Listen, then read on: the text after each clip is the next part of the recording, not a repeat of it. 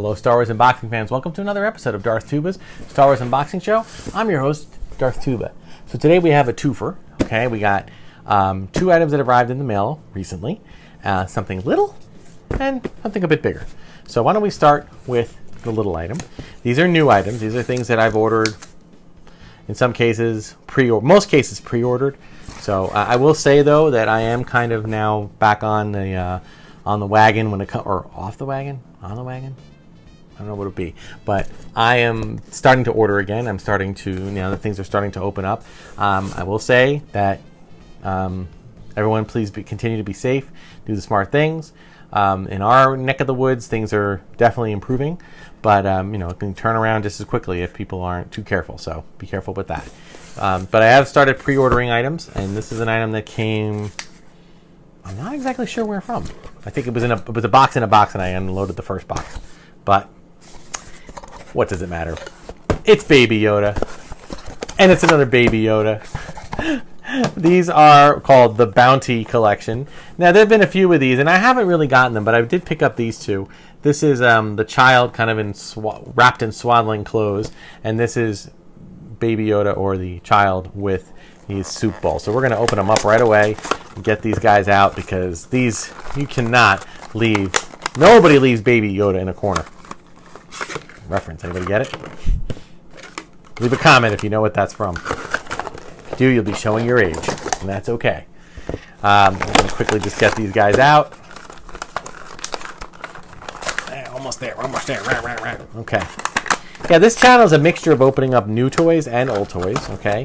However, I will tell you, some people, I'm sure, are wishing that we could be opening up all vintage stuff, but the reality of it is, vintage stuff, not so easy to do. So, okay, so we've got Baby Yoda in swaddling clothes here.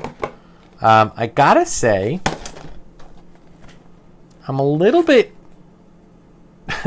There's literally 6 of these. I only have these 2. But I'm trying to figure out.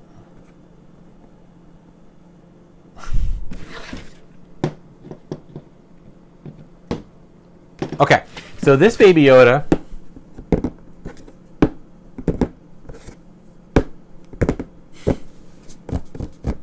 I have to say, the only way this, I guess if you put it on its side, that's about the only way it works. Maybe that's supposed to be what it is, because he's like laying down. In fact, that makes sense, because he only has one ear popping out, which means the other ear is probably folded up against his face because he's lying down.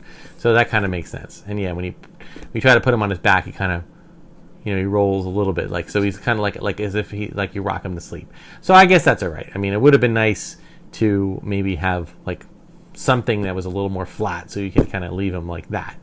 But that's okay. He's so cute. Come on.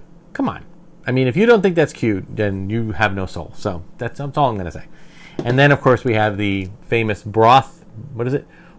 Bone broth bowl. That's what it is. And there's little Yoda just eating his. I'm sorry, little Yoda. No, he's definitely not little Yoda. The child, Baby Yoda, but not little Yoda. Baby Yoda just sitting there, sipping his. They say, like what? And if you remember, this is the part where Mandalorian and Cara Dune first got into a big fight, and they were both kind of head to head with each other, one upside down, one right side up, and they were both pointing their weapons, and then they kind of look, over. They look towards camera, and there's a child just kind of watching, enjoying my bone broth bowl of soup. So, I guess soup is bone broth. I understand. Glad that they didn't say soup, because let's face it, they're trying to keep things in the Star Wars universe, which they shouldn't be using as many common terminology for everyday objects. They should make up kind of different ones. So this is really adorable, and I just always thought that was the cutest scene in it, because that was a scene where you forget that this is not truly a baby. He's 50 years old. So 50 years old, he's learned how to do a thing or two. Okay, he's not yes, he's still an infant, but he's not an infant like a normal, what we're used to seeing as an infant. He can stand, he can sit and hold his own bone broth bowl, and he can sit and drink it and just quietly observe the world around him, which is a really cool thing to see. So, yay to Hasbro for coming up with these little guys. There's 6 altogether. I don't think I'm going to get any more unless I see them on sale or something, but this one's really cute, so I decided to go for those 2. Now, this one, I was happy I had a few gift cards and a few discount codes, and I was able to acquire what I hope is only the companion piece to the HyperREAL Darth. Yeah, as I throw it, sorry. The HyperREAL Darth Vader, which is the HyperREAL Bespin Fatigue Luke Skywalker.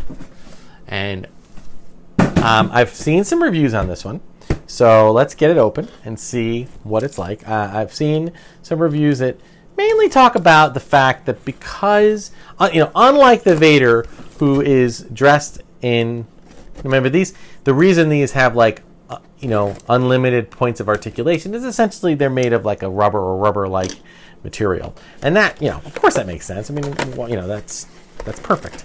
But, well, first before I open it fully, you've got a nice little case here where you can see the figure, right? And of course, what I call the reason that we have to keep the box. How many different hand gestures do you need? He has a fist, open hand, but he kind of, you know what? I don't even think I'm going to open up any of these. I mean, you can grab this. You can grab, if you want, you can grab the saber hilt, or the saber blade, not hilt. But I think I'm going to leave this one as is because, again, I like having the option. I mean, there might come a point where that might be an episode in unto of itself, like where I will take all these different high-end figures that have certain poses and maybe certain costuming, and I'll switch them all out and change them up so that they all look a little different. That's something I will definitely do in the future. Not right now, though. All right.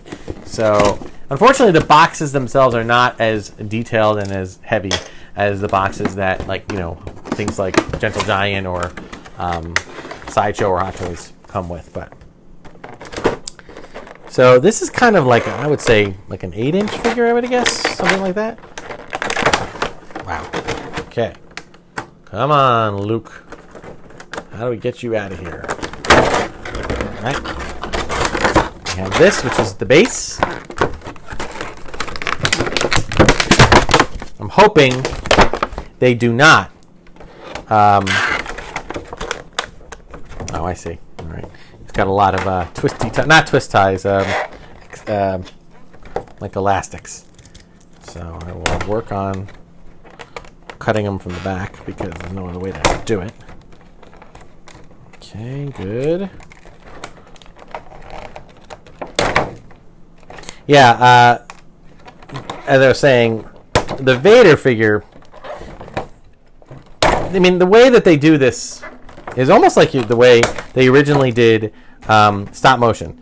It's essentially like a metal armature frame that has got latex and rubber on the outside, allowing you to bend it any different way, which I think is a great way to, certainly a good idea to kind of manifest that into a toy, especially a high-end toy, because that would be a little bit harder to do. I remember this for the Vader. This is like really hard to get out. Holy Toledo. All right, we're working on it.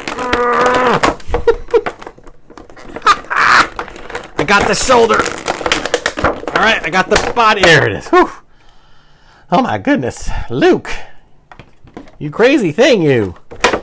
All right, so let me just get this. Let's see here.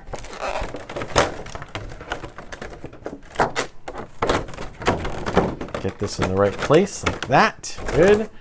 And then get it back in the box the right way, which I believe is like this. Oops, all right. Ah, the back. You silly back. All right, I'll fix that in post. We'll just kind of keep this over here to the side. All right, and let's talk about the figure. All right, so first of all, I will say that getting this figure out of its container is a challenge, man. A real challenge, because for the love of everything that's good and decent in the world, Hasbro, did you have to make this thing so challenging? All right, but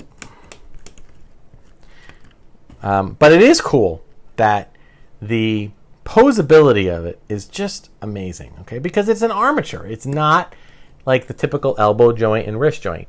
Now, of course, in doing that, you can, I mean, they do have a little bit of that and a little bit of give and take, but it's it is cool that you can do pretty much any move that you want to do. So I think that's good. Now, I will say that they come with these little pegs that are kind of stored on the bottom, and you can set them up like kind of like you did the old figures, the Kenner figures, but they don't stay in like all that great. So you can do one, you can do two. I'm probably going to stick with one right now. And I just realized his lightsaber is covered in plastic, and I don't like that. But it's probably for protection, I get it. But of course, this is going to be gripping television, folks. Me trying to unwrap a piece of tape and plastic from I think I remember this is all like bringing me the least favorite parts about the Vader figure all coming back to me now with this figure, but that's all right. All right, that's a little better. Come on, let's go. All right, I got the hilt. There it is. Good. Get back in there. All right, cool. All right, so now one of the complaints I've heard about this figure is the fact that on the Vader figure, because his outfit is meant to look like leather, the rubbery, latexy kind of feel of it and texture of it, the look and feel of it, seemed right. But with this figure, he's supposed to be in cloth. He is dressed in his Bespin de Fatigue, which is essentially a cloth shirt, cloth pants. Even the boots are kind of cloth. They have kind of wraparound. They're not like your typical riding boots like he does he has in his Jedi outfit. So it's just a little bit daunting when you look at him and you feel it, and it's like it feels latexy and rubbery. I mean, there's like a little give and take. So it doesn't bother me. I understand why other people complain about that, but personally speaking, it is not something that I'm too concerned with. Okay. So it's a great figure. Do I want them to make continue to make HyperREAL action figures? The answer is no. Or rather, I'd rather them limit it to one every couple of years or something of that nature. Maybe when Return of the Jedi comes out, let's have a nice Han Solo one, or let's have a nice Leia one, or something like that. But I would not want this to go into like something where there's 50 figures or 100 figures, because number one, there's only so many $80 plus price points that collectors can do, and number two, it's nothing special in terms of its size. It's an 8-inch. Even the box kind of is deceptive. It makes it look like it's going to be. It looks like it's going to be at least from the box picture. It looks like it's going to be like a Sideshow Hot Toys figure. It's going to be like this big, and it's not. It's very minute. Okay, but that's okay. If you do collect both the Vader and Luke, there'll be a great side by side kind of comparison, because that's really the only figure you can get that's pretty much this size. I suppose you could align them up next to if you have Mego action figures from the 70s and a lot of the re-releases they've done, you can put them together. Although the detail on this is far better than those, so. You got to decide what's best. But overall, a cool toy. Glad I got it. I'm hoping that they don't make more, just because I don't need to collect them all in every aspect of every area of the different sizes of figures that they make. Okay, so I hope they keep this on as a limited run, meaning a limited amount that they do over the course of years. But we'll see what happens. So that'll do it for this week's episode. Thank you so much for watching. Like, subscribe, hit the notification button. Welcome to our new subscribers. Spread the word about it to other people so that we get even more subscribers. Lots of more unboxings on the way. Lots of cool things that we have planned. Until we meet again, may the Force and the toys be with you.